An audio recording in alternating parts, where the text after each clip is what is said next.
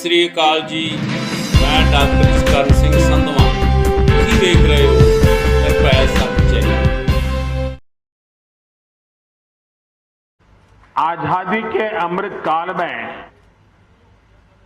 देश नए संकल्पों को प्राप्त करने की तरफ बढ़ रहा है।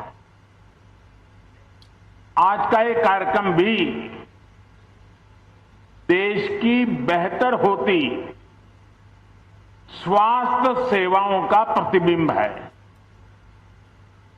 होमी भाभा कैंसर अस्पताल और रिसर्च सेंटर से पंजाब, हरियाणा के साथ ही हिमाचल प्रदेश के लोगों को भी लाभ होने वाला है। मैं आज इस धरती का एक और वजह से आभार व्यक्त करना चाहता हूं। पंजाब स्वतंत्रता सेनानियों, क्रांतिवीरों, राष्ट्रभक्ति से ओत-प्रोत परंपरा की ये पवित्र धरती है।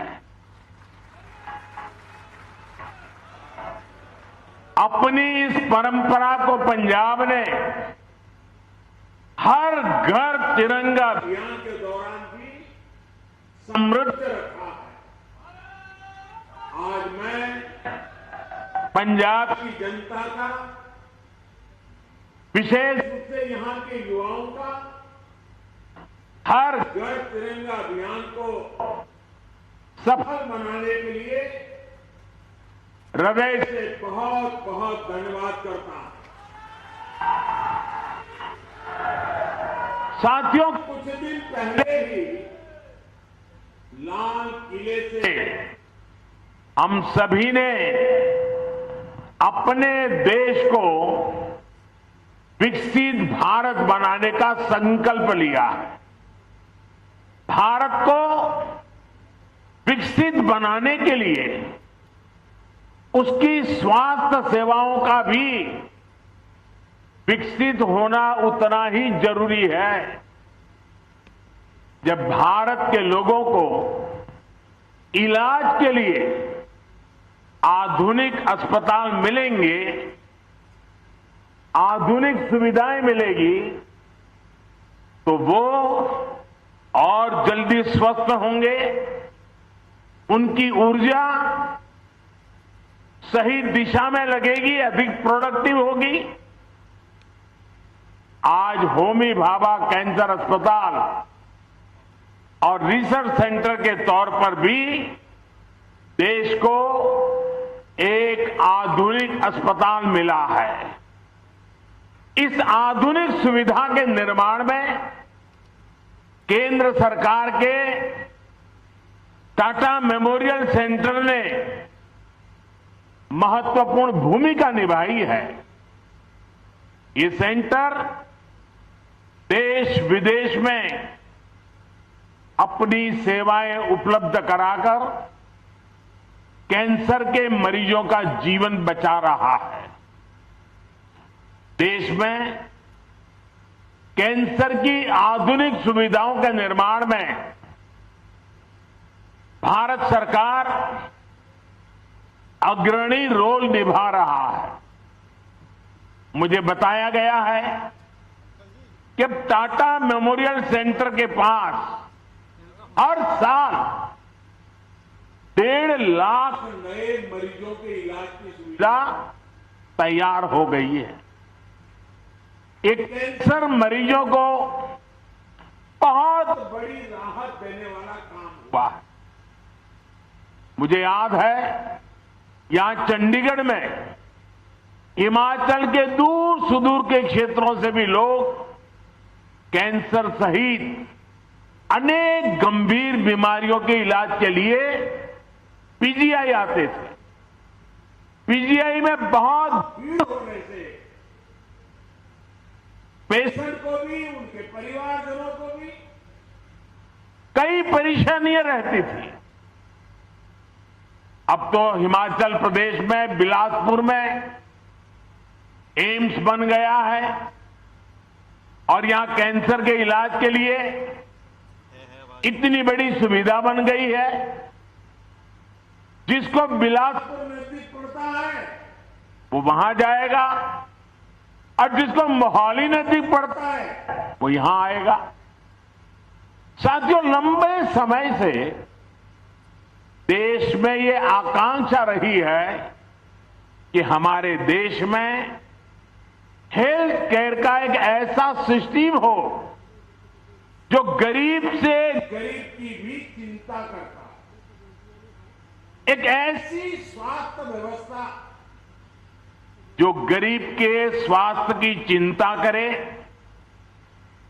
गरीब को बीमारियों से बचाए, बीमारी हुई तो फिर उसको उत्तम इलाज सुलभ कराए। अच्छे हेल्थ केयर सिस्टम का मतलब सिर्फ 4 दीवारें बनाना नहीं होता है। किसी भी देश का हेल्थ केयर सिस्टम तभी मजबूत होता है जब वो हर तरह से समाधान दे, कदम कदम पर उसका साथ दे। इसलिए बीते 8 वर्षों में देश में होलिस्टिक हेल्थ केयर को सर्वोच्च प्राथमिकताओं में रखा गया है।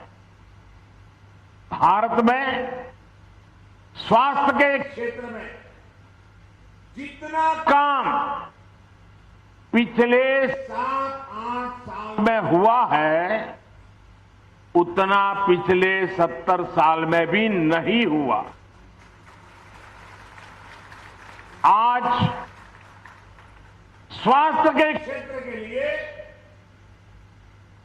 गरीब से गरीब को आरोग्य सुविधा के लिए देश एक नहीं, 2 नहीं, 6 मोर्चों पर एक साथ काम करके देश की स्वास्थ्य सुविधाओं को सुधारा जा रहा है, मजबूत किया जा रहा है। पहला मोर्चा है प्रिवेंटिव हेल्थ केयर को बढ़ावा देने का। दूसरा मोर्चा है गांव-गांव में छोटे और आधुनिक अस्पताल खोलने का। तीसरा मोर्चा है शहरों में मेडिकल कॉलेज और मेडिकल रिसर्च वाले बड़े संस्थान खोलने का।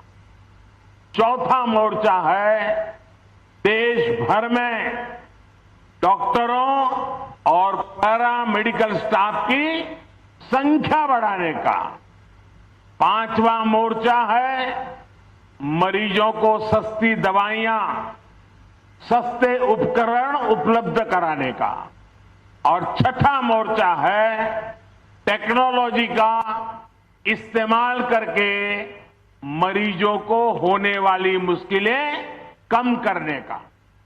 इन 6 मोर्चों पर केंद्र सरकार आज रिकॉर्ड निवेश कर रही है, इन्वेस्टमेंट कर रही है, हजारों करोड़ रुपए खर्च कर रही है। क्यों?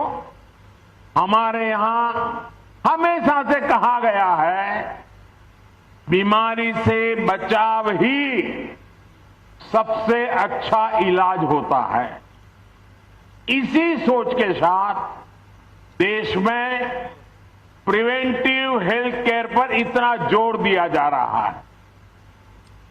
अभी कुछ दिन पहले ही एक रिपोर्ट आई है जिसमें कहा गया है कि जल जीवन मिशन की वजह से पानी से होने वाली बीमारियों में बहुत ज्यादा कमी आई है।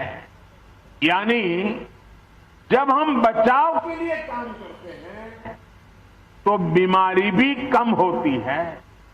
इसी तरह की सोच पर पहले की सरकारें काम ही नहीं करती, लेकिन आज हमारी सरकार तमाम अभियान चलाकर, जन में जागरूकता का अभियान चलाकर लोगों को जागरूक भी कर रही होने से बचा भी रहे। योग और आयुष को लेकर आज देश में अभूतपूर्व जागरूकता फैली है। दुनिया में योग के लिए आकर्षण बढ़ा है। फिट इंडिया अभियान देश के युवाओं में लोकप्रिय हो रहा है। स्वच्छ भारत अभियान ने बहुत सी बीमारियों के रोकथाम में मदद की है। पोषण अभियान और जल जीवन मिशन से कुपोषण को कंट्रोल करने में मदद मिल रही है। अपनी माताओं बहनों को एलपीजी कनेक्शन की सुविधा देकर हमने उन्हें धुएं से होने वाली बीमारियां, कैंसर जैसे संकटों से भी बचाया। साथियों, हमारे गांवों में जितने अच्छे अस्पताल होंगे, जांच की जितनी सुविधाएं होगी, उतना ही जल्दी रोगों का पता चलता है। हमारी सरकार इस दूसरे मोर्चे पर भी देश भर में बहुत तेजी से काम कर रही है। हमारी सरकार गांव-गांव को आधुनिक स्वास्थ्य सुविधाओं से जोड़ने के लिए 1.5 लाख से ज्यादा हेल्थ एंड वेलनेस सेंटर बनवा रही है। मुझे खुशी है कि इनमें से लगभग 1.25 lakh health and wellness centres ने काम करना शुरू भी कर दिया है।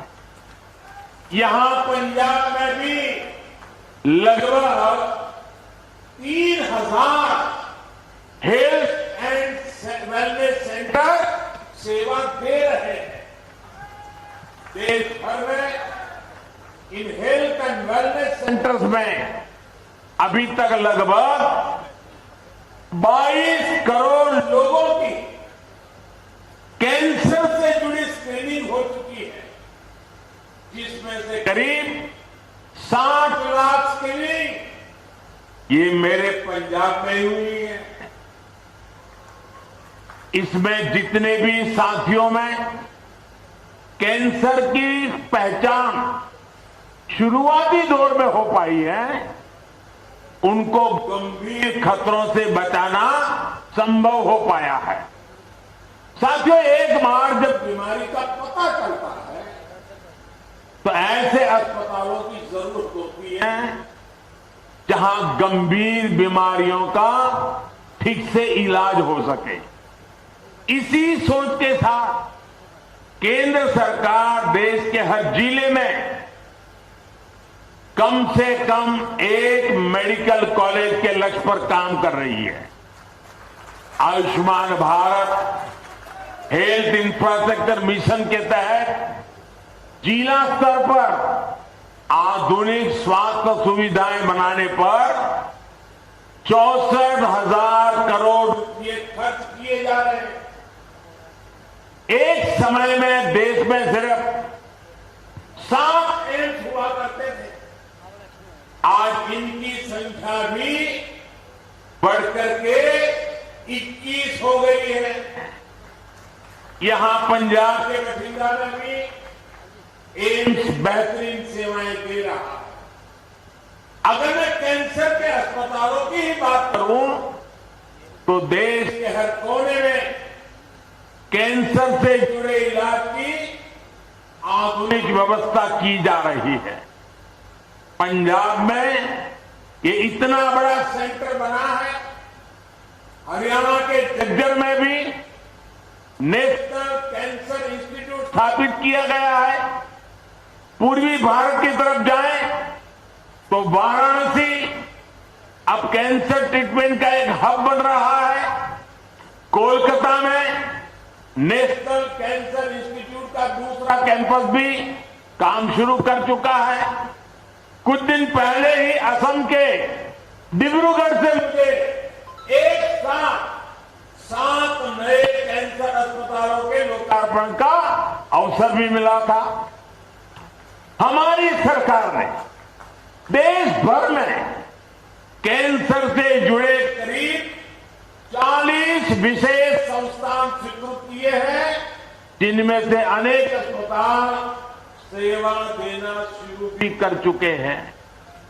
साथियों, अस्पताल बनाना जितना जरूरी है, उतना ही जरूरी पर्याप्त संख्या में अच्छे डॉक्टरों का होना, दूसरे पैरामेडिक्स उपलब्ध होना भी है।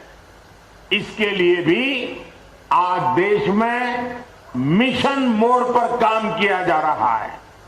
2014 से पहले देश में 400 से भी कम मेडिकल कॉलेज थे, यानी 70 साल में 400 से भी कम मेडिकल कॉलेज। वहीं बीते 8 साल में 200 से ज्यादा नए मेडिकल कॉलेज देश में बनाए गए। मेडिकल कॉलेजों के विस्तार का मतलब है कि मेडिकल सीटों की संख्या बढ़ी है, मेडिकल की पढ़ाई करने वाले छात्रों के लिए अवसर बढ़े हैं और देश की सेहत का ध्यान रखने वाले हेल्थ प्रोफेशनल की संख्या बढ़ी है। यानी हेल्थ सेक्टर में रोजगार के भी अनेक अवसर इससे तैयार हो रहे हैं। हमारी सरकार ने 5 लाख से ज्यादा आयुष डॉक्टर्स को भी एलोपैथी डॉक्टर की तरह मान्यता दी है। इससे भारत में डॉक्टर और मरीजों के बीच अनुपात में भी सुधार हुआ है। साथियों, यहां बैठे हम सभी लोग बहुत सामान्य परिवारों से, हम सभी को अनुभव है कि गरीब के घर जब बीमारी आती थी तो घर जमीन तक बिक जाया करती। इसलिए हमारी सरकार ने मरीजों को सस्ती दवाइयां, सस्ता इलाज उपलब्ध कराने पर भी उतना ही जोर दिया है। आयुष्मान भारत ने गरीब को 5 लाख रुपए तक के मुफ्त इलाज की सुविधा दी है। इसके तहत अभी तक 3.5 करोड़ मरीजों ने अपना इलाज कराया है और 1 रुपये का उनको खर्च नहीं करना पड़ा है। और इसमें बहुत सारे कैंसर के मरीज भी है। आयुष्मान भारत की वजह से गरीब के 40,000 करोड़ रुपए, अगर ये व्यवस्था न होती तो उसकी जेब से जाने वाले थे वो 40,000 करोड़ रुपए आप जैसे परिवारों के बचे हैं। इतना ही नहीं, पंजाब सहित देश भर में जो जन औषधि केंद्रों का नेटवर्क है, जो अमृत स्टोर है, वहां भी कैंसर की दवाएं बहुत कम कीमत पर उपलब्ध है। कैंसर की 500 से अधिक दवाएं जो पहले बहुत महंगी हुआ करती थी, उनकी कीमत में लगभग 90% कमी की गई है। यानी जो दवाई 100 रुपये में आती थी जन औषधि केंद्र में, वही दवाई 10 रुपये में उपलब्ध कराई जाती है। इससे भी मरीजों के हर वर्ष औसतन करीब 1,000 करोड़ रुपये बच रहे हैं। देश भर में लगभग 9,000 जन औषधि केंद्रों पर भी सस्ती दवाएं गरीब और मध्यम वर्ग की परेशानियों को कम करने में मदद कर रही है। भाई और बहनों, सरकार के होलिस्टिक हेल्थ केयर अभियान में नया आयाम जोड़ा है आधुनिक टेक्नोलॉजी ने।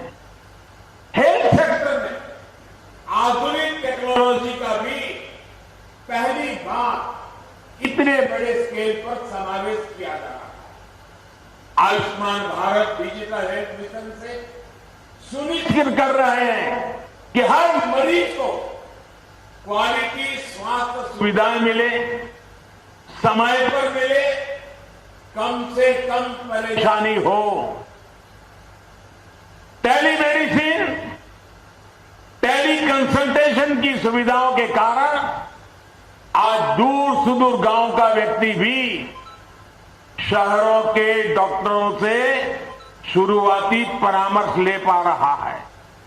संजीवनी ऐप से भी अभी तक करोड़ों लोगों ने इस सुविधा का लाभ लिया है।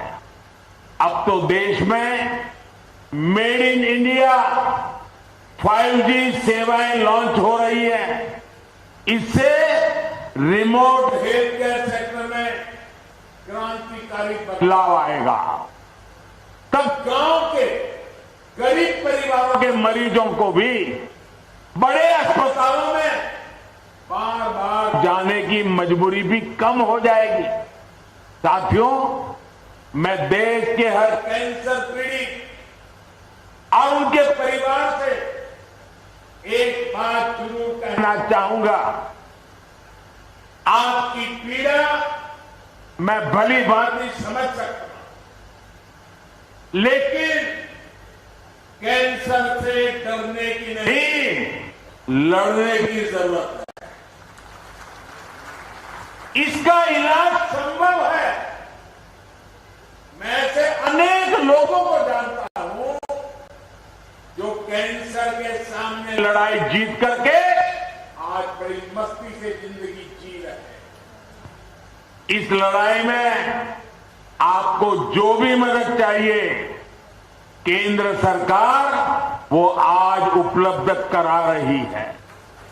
इस अस्पताल से जुड़े आप सभी साथियों से भी मेरा विशेष आग्रह रहेगा कि कैंसर के कारण जो डिप्रेशन की स्थितियां बनती है, उनसे लड़ने में भी हमें मरीजों की, परिवारों की मदद करनी है। एक प्रोग्रेसिव समाज के तौर पर यह हमारी भी जिम्मेदारी है कि हम मेंटल हेल्थ को लेकर अपनी सोच में बदलाव और खुलापन लाए, तभी समस्या का सही समाधान निकलेगा। स्वास्थ्य सेवा से जुड़े अपने साथियों से मैं ये भी कहूंगा कि आप भी जब गांवों में कैंप लगाते हैं तो इस समस्या पर भी जरूर फोकस करें। सबका प्रयास से हम कैंसर के विरुद्ध देश की लड़ाई को मजबूत करेंगे। इसी विश्वास के साथ पंजाब वासियों को और जिसका लाभ हिमाचल को भी मिलने वाला है, आज एक बहुत बड़ा तोहफा आपके चरणों में समर्पित करते हुए मैं संतोष की अनुभूति करता हूं, गर्व की अनुभूति करता हूं। आप सबको बहुत बहुत शुभकामनाएं, बहुत बहुत धन्यवाद। ਚੈਨਲ ਨਿਰਭੈ ਸੱਚ ਨੂੰ YouTube ਤੇ ਸਬਸਕ੍ਰਾਈਬ ਕਰੋ, ਸ਼ੇਅਰ ਕਰੋ ਤੇ ਲਾਈਕ ਕਰੋ।